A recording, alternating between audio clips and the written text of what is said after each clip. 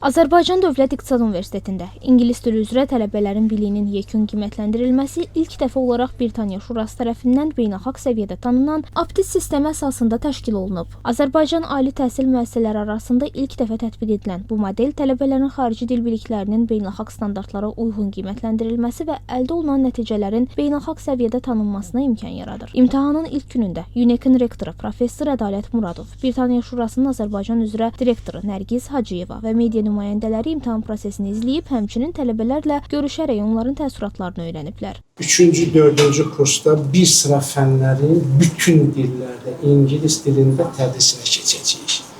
Və düşünürəm ki, faciə olmayacaq, özünüz görəcəksiniz. Bu aptis testi çox da qəliz deyil.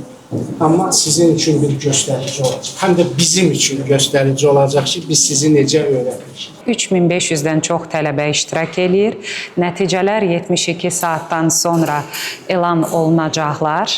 Bu, Azərbaycan Dövlət İqtisad Universiteti ilə ilk əməkdaşlığımız deyil. Artıq uzun illərdir ki, biz həm müəllim heyəti ilə çalışmışıq, həm IELTS mərkəzini açmışıq. Yəni, uzun illərdir bizim birgə əməkdaşlığımız mövcuddur.